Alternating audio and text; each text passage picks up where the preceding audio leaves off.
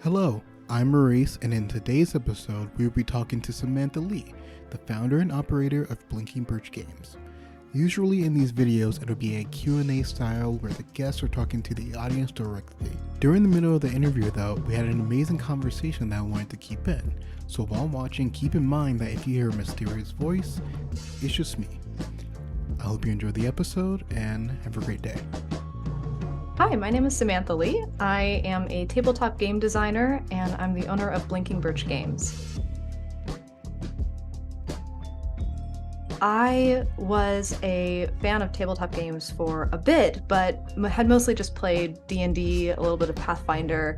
And then during the first summer of the pandemic in 2020, I learned about so many other games that were out there, and it was so exciting to me, and the community was so creative and just really lovely, and I really wanted to get involved myself. So I started designing my own games, and I found so much joy out of it, and I've been doing it since.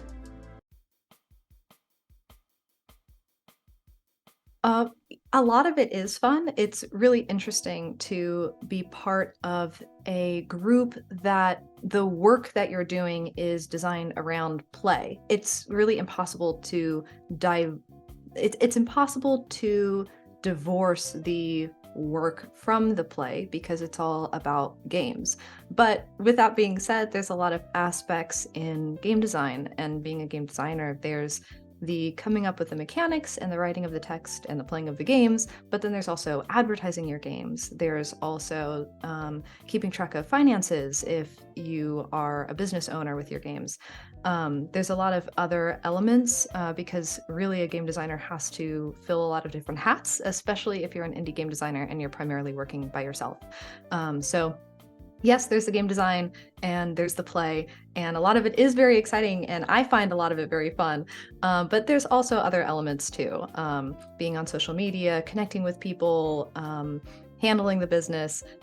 There's a lot of pieces that go into it. Social media is a really big part of my business. I first started interacting with other game designers on Twitter. My TikTok channel is larger. It has more followers than my Twitter account, but I've made almost all of my connections on Twitter. All of the game designers who I've met and who I've worked with, I've connected through Twitter. So social media is a huge part of it. With TikTok, it's also allowed me to connect with other designers, and it's allowed me to further build a community and build my own audience. But Twitter is really where I've made the most connections, for sure. I outsource art. I am not an artist, not a drawing artist, at least. That would not work very well for my games. So I commission other artists to help with my games. Anamnesis, the game that I'm best known for, the art is all done by Victor Winter, who I actually know personally. They're a really close friend of mine, so it was pretty easy to connect with them, and they were really interested in being on the project, and it's really special to me to be able to have his art in my game. So other than that, though, you can find a lot of artists through Twitter, through Tumblr, through other social platforms, probably through Instagram, but I'm not on Instagram, and see the different type of styles that everybody has. I actually keep a list of all of the artists that I really like in case someday I'm making a game that I think would fit their style really well. And if they have commissions at the time, I might reach out to them and see if they're interested in working together. Also through just recommendations and through looking at other games, seeing, if you have a game and you absolutely adore the art of that game, seeing who the artist was and following their work. And then if you have a game that matches their style, then reaching out to them in the future. So it can be through various sources, but most of the artists that I know of, I've heard of either through other games or through Twitter. It definitely varies for different games. Most of the time when I start writing a game, I do a lot of just pen and paper brainstorming, writing down all the ideas that come to mind. And usually I start the game with a central idea of a type of story or a type of theme. And then it is difficult to really, I don't know that I would say I have one particular technique, because so many of those things intermingle together. The mechanics of the game are really important in the theme and the tone of the game. I haven't written many games that have a very particular setting to them, so I can't really speak about setting much. A lot of my games are pretty setting agnostic. But in terms of theme and mechanics, those often go hand in hand.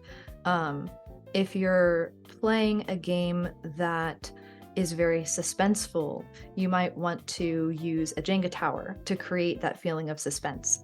If you're playing a game that feels a little mystical, you might want to use a deck of tarot cards. So I think that they go together very well. As one of my rules, though, about mechanics, at least for me, I really like mechanics light games. I really like it when games don't have a whole ton of mechanics to learn and memorize. So I try to make my games as rules light as possible. I try to kind of cut out all of the fluff, anything that you don't need, and make it as streamlined as I can. That can be really hard, especially if you have a lot of different ideas that you really like and you know that you can't include all of them. For me, a lot of it just has to do with what I'm really excited about. If I come up with an idea and it's really exciting to me, that kind of tells me that I'm on the right track. And it tells me that I'm writing something that I am passionate about and that I care about. And that makes a huge difference. A lot of times I do have notes in different places. I tend to brainstorm on paper, and then I have a Word document that it has further brainstorming, and then I have another Word document where I actually start writing the thing. And sometimes I have things on a notes app if something occurs to me randomly during the day. So it can be kind of everywhere. But there's a little bit of method to the madness where when I'm writing things on paper, it's usually that initial brainstorming. And then I take the pieces from the paper that I like the most and I put them into a Word document and kind of clean that up. So it can be tricky, though, to really hone in on certain ideas. And I think that comes with playtesting partially. And you don't need other people to playtest your game all of the time. Sometimes you can playtest things by yourself, or sometimes you can playtest things with people, but only a small portion of the game, a specific mechanic that you want to try. That can really give a lot of information about whether certain rules actually feel good to play, and whether certain rules are actually necessary for the game. I playtested a game with a friend just about a week ago and learned that there was a section of rules that didn't actually serve the game very well, so we cut it. And I think that can be super helpful to get outside opinions as well. This question probably won't be in the video, but Okay. when it comes to playtesting, how do you ask for somebody to playtest your game? Yeah. Like, I myself, when it comes to, I play a lot of D&D, Pathfinder, games like that, and when it comes to creating like a new monster, I really want to show somebody, but if it's like too overpowered, or it's like like I wouldn't say awkward, but like I feel kind of embarrassed. How do you kind of overcome that? Can I ask, is it an embarrassment about like feeling self-conscious about showing your work, or feeling like it's hard to ask people to look at it because you're worried about taking their time? Both. Okay, yeah. Namely, when it comes to like, let's say I'm playing D&D, right? And I'll be honest, a lot of the time when I'm playing D&D, I don't playtest my monsters. Okay. And then I don't playtest a lot of stuff too, for sure. And they just kill off characters. Or let's say I have an item and it's just super overpowered or super underpowered. And sometimes I would be like, oh, can we like do like a little like one shot so we can like test this thing out, right? Mm-hmm. But I don't want to take up that person's time. I don't know how Sure. long the one shot should be, or like, yeah, it's just like me being embarrassed to like show somebody something and then fail, or like, Sure. yeah. Gotcha. Yeah, I think I could talk about that. So playtesting your work is pretty vulnerable. It's really, any games are art. I think that designing a tabletop game is a type of art, and art can be really vulnerable. Showing people your art can be vulnerable. And I think the same thing goes with playtesting.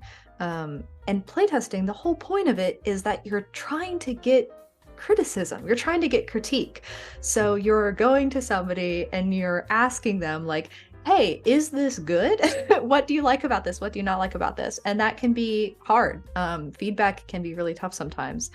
But I think that for me, something I try to remember is that it is always working towards making something that's even better.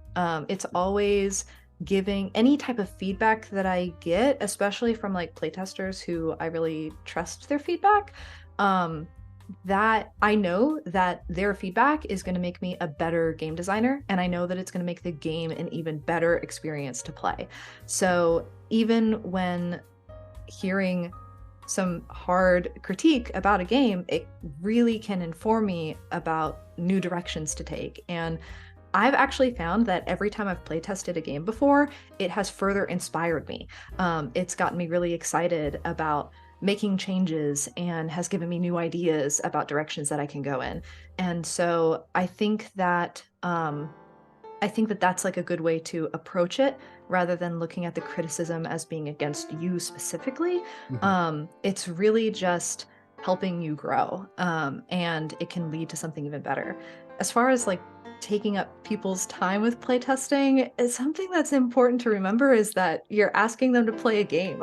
You're asking them to do something that most of them are going to really enjoy.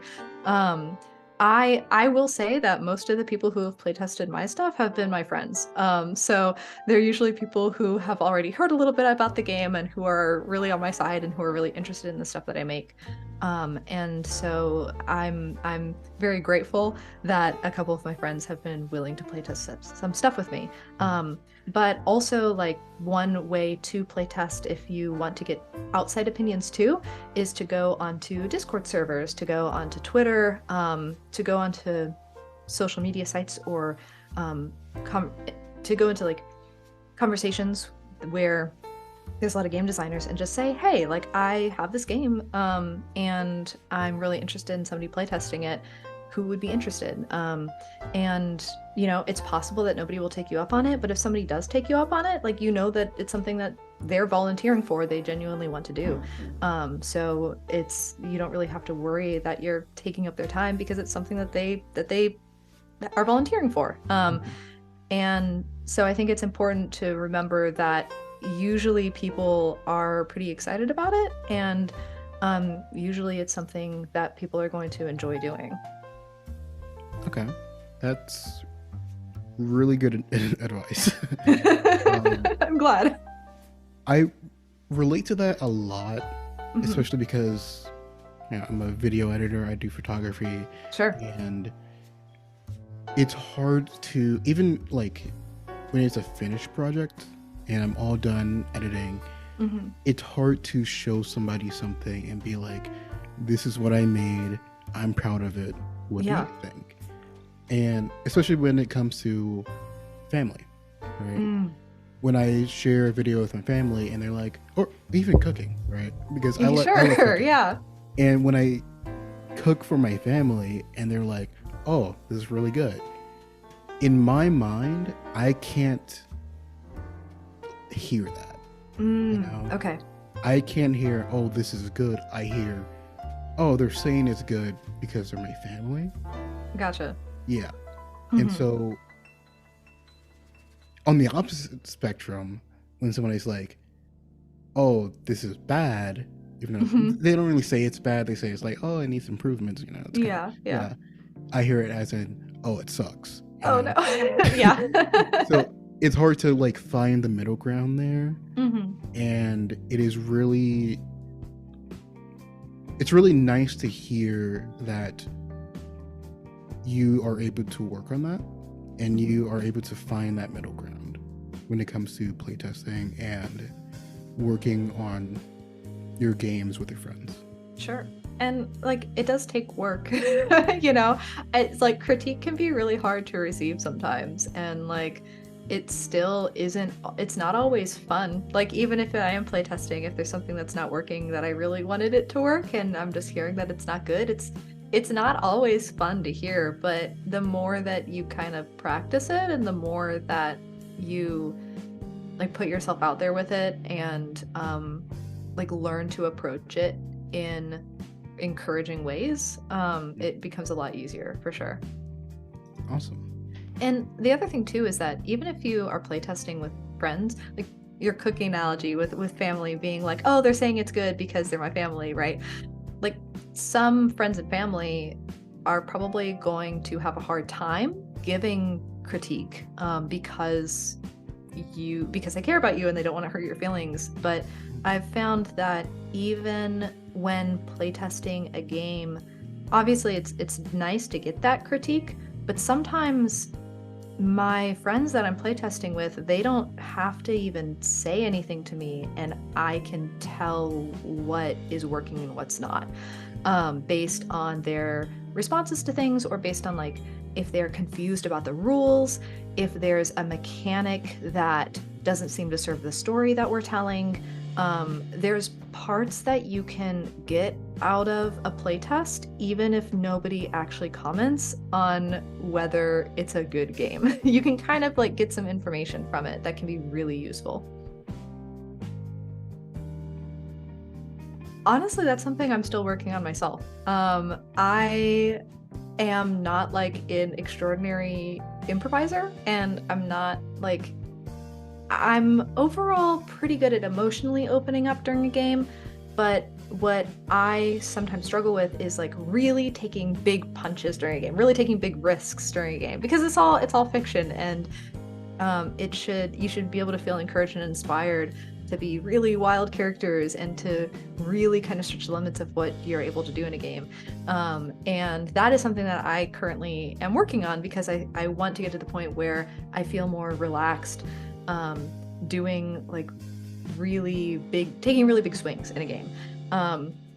But I think that overall it really is something that can take practice. I think that the more that you play RPGs, the easier it becomes to improvise, the easier it becomes to open up, especially when you're playing with a group of people who you feel comfortable with. That's a big one. If you want to like emotionally open up in a group, I think that playing with people who you feel comfortable with is a big one. Also, the use of safety tools is really important in a game. Being able to say, hey, I don't feel comfortable with eyeball gore in this game, or hey, I don't feel comfortable with really intense violence in this game. Setting like boundaries of what you want in a game and what you don't want in a game can create a more safe and comfortable environment where people feel more comfortable being vulnerable and being emotional. So I think that actually safety tools and talking about what you want and don't want out of an RPG experience can lead to a table where you feel more comfortable. Also, I think that a lot of times when people haven't played a lot of RPGs, it's a lot tougher for them to get into that space. And that's something that one-player games and two-player games can be really good for. Because in a way, in a single-player game, you're only being vulnerable with yourself. You can make whatever story that you want to make, and you can explore a character's story by yourself, and you can put as much or as little into that character as you want. And with a 2-player game, you can play with somebody who you really trust, and it can just be one person at the table who you're playing with, and instead of opening yourself up to a whole group of people. So 1-player games and 2-player games are a great way to practice some of that and to get used to portraying a character and to get used to telling these kinds of stories. I think a lot of it has to do with how personal it can be. A lot of group games do have really personal experiences and really emotional moments. But with a single player game and with a two-person game, you can put more of yourself into that game without worrying about other people at the table. You can explore concepts and themes and types of stories that might feel too vulnerable for other people at the table. I am overall a pretty open person, and I'm a person who feels pretty comfortable being vulnerable around others, but not everybody feels that way. And so single player games can be super helpful in exploring aspects of yourself or exploring really anything you want to that you might not want to bring to a full table, or simply that your group just isn't that interested in. You know, if you have a group that really loves high fantasy games, but you really, really want to explore a supernatural horror game, then you can find a single player game that is supernatural horror and just play it for yourself. So I think that the kind of personalization of it is a big factor in that. Sometimes, yes. It's more of like I'm playing a game and it gives me like an idea for a different game. But yeah, there are occasional times where I'm playing a game and I'm like, well, you know, maybe I would tweak this rule or leave out this bit. And usually when that happens, I just do that in the game that I'm playing, as long as everybody at the table is fine with it. My game group that I normally play with is really small. There's only 3 of us. So usually we kind of naturally find which rules we like and don't like and what we want to change, and then we just do it. And I think that that's something that a lot of people who play games might not feel comfortable doing, or something that some people, you know, there's a lot of people who want to play using like this very specific rules in the book, but it can be a really good experience and really empowering in some ways, to be able to like take that book and then shape it into the experience that you want. I think that that is a perfectly reasonable thing to do. And I think that a lot of people do it when they play games. And to be honest, like as a game designer, I would actually love it. You know, if somebody told me, hey, I played your game, but I did this extra thing with it, or I decided to leave this out, I would love to hear about that, because I think that it's so interesting to see how people can still enjoy it, putting their own spin on it. And I think that, you know, doing that also is what game design is, you know, and everybody has different things that they like out of a game. And so one game isn't going to serve every group. But if you like most things about a game, or if you really like the setting of a game, then you can find ways to spin it and kind of make it your own little.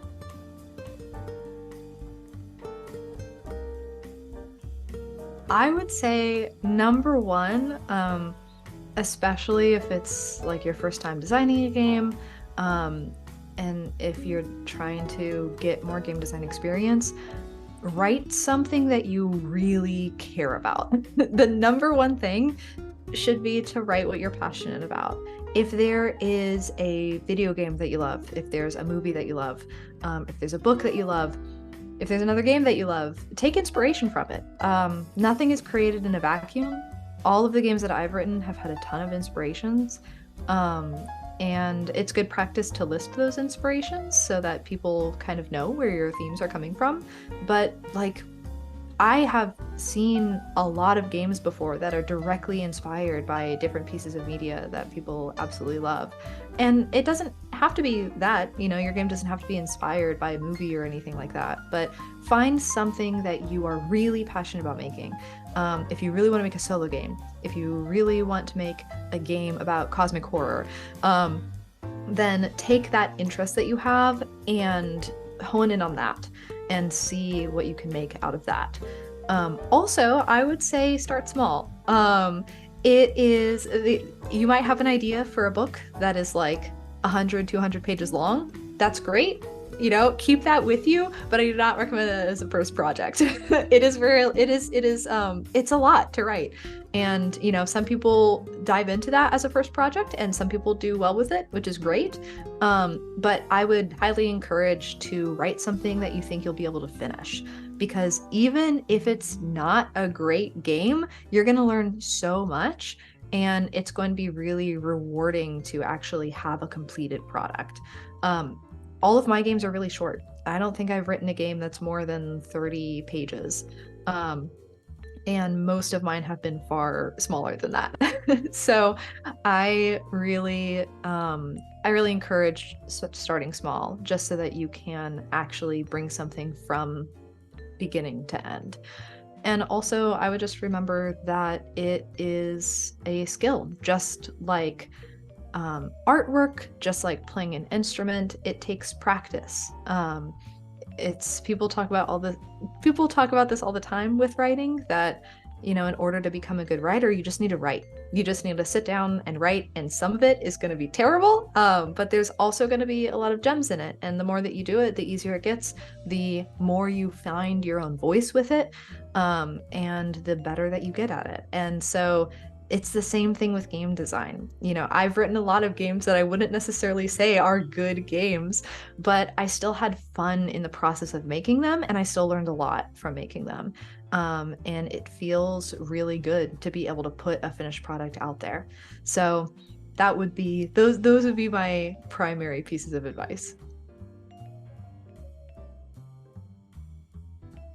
It is really hard to pick just a handful of people because there's like so many people I've talked to and so many people whose work I enjoy. I would say that some people in the kind of indie space who I'm kind of keeping an eye on, because I really think that their design work is incredible and that I just am really excited to see what they do in the future. Cassie Mothwin is kind of a newer designer who you can tell just puts so much love into her work. Like, she really cares about what she's making and she really has fun with what she's making, it really seems like. Also, Moss Powers, I've played a couple of their games, including I played a 2-player game with them on a stream once that they had designed, that was this cosmic horror game called Relict, and they have some really cool ideas, and I am really excited to see what they keep creating. Also, Teg Leons. I should know how to pronounce their last name. I am their friend, but that might not be correct. But Teg is also an incredible designer who like more people should know about. They also their games are just very much for them, right? Like, they design a game and you can tell that it is something that they had fun designing and that they care about. Some of them are really silly and I've had a blast playing them. I think my favorite game of theirs that I've played is called Ravenheim, and it's like a 1-page RPG that leans really hard into a lot of like gothic literature tropes, and it is some of the most fun that I've had GMing a one-shot. It really sets up the GM very well, and the GM kind of has a really fun role to play, and so I ran a one-shot of it once that was an absolute blast. So I think more people should put eyes on their work for sure. Thanks for watching. Again, I'm Samantha Leigh. You can find me at most platforms at Goblin Mixtape, including my TikTok channel where I talk about a whole bunch of different indie RPGs. You can also find my games at blinkingbirchgames.itch.io. As far as upcoming projects go, I think the next release that is scheduled is called Outliers, and it is a solo game that is about being a research assistant for a really strange lab. It's very inspired by Welcome to Night Vale and other absurdist comedy, with like just a little bit of spookiness with it, but it's mostly a comedic game that I am pulling on my 5 years as a research assistant to write. So it has a lot of truth in it too, in the type of stuff that a research assistant typically does. So I think that's probably going to be coming out in May, and I'm really excited about it.